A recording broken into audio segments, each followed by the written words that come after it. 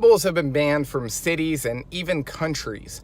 And since I was a kid, I've been hearing the discussion about whether or not they're a dangerous breed. So I'd like to tackle that question. This is Q&Facts.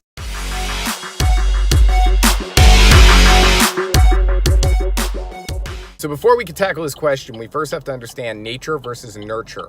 Both nature and nurture define who we are as individuals and how we behave. Nature refers to our genetic predisposition or the biological factors that we're born with and we can't control.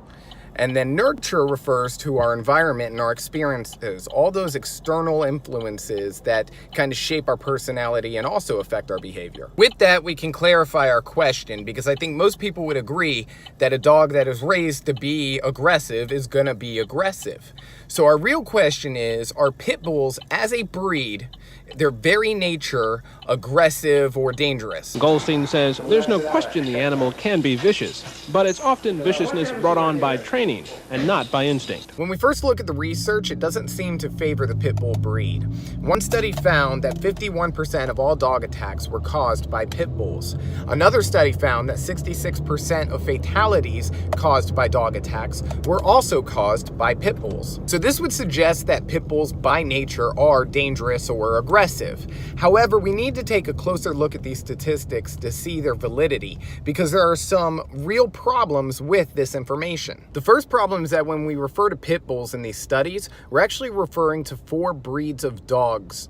These 4 breeds of dogs have been categorized as pit bulls due to similarities, but they are not actually the same breed. The second problem with this is a lot of these breeds were actually mixed breeds. And unfortunately, due to the way that pit bulls look, most dogs are identified as a pit bull mix instead of some other mix. For example, a Labrador and pit bull mix is more than likely to be defined as a pit bull mix than a Labrador mix. Third problem is that a lot of dogs that are identified as pit bulls are actually misidentified. A study found that over 60% of identified pit bulls actually weren't pit bulls at all. The fourth problem, which relates back to my last point, is that identifying a pit bull without a DNA test is an archaic process. It requires identifying pit bulls by physical characteristics that are both subjective and very minute. So with all these problems in these studies, it makes it difficult to trust what they're telling us. And on top of that, there's research that supports that the breed isn't actually to blame, but outside factors are. A study found that in 80% of these cases, there were more significant factors that led to the dog attacks than just the breed. So then that begs the question, why have pit bulls gotten such a bad reputation? And we could probably attribute this to the sensationalization by news media and just average day people. A deadly dog attack takes the life of a 4-year-old Houma girl, and now family, friends, and neighbors are left to wonder how and why this could happen. From speaking to some of the officers on scene, they described him as a monster.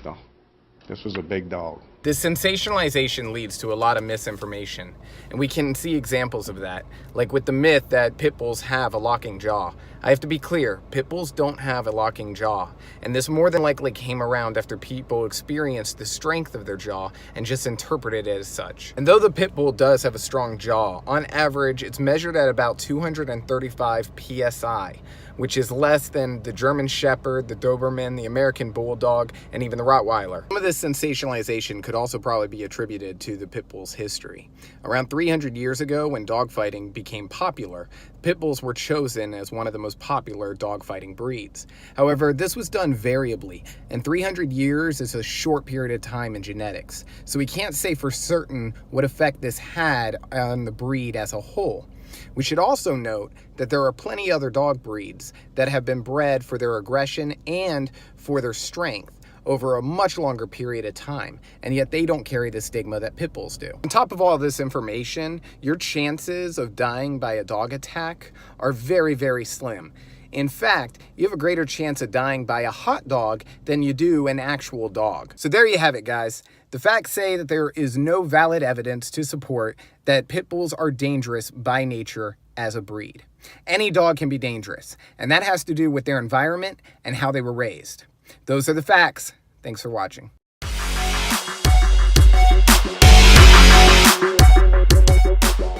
Hey guys, thanks for watching that video. And Kira appreciates it too. Don't you? Don't you appreciate it? Say thank you.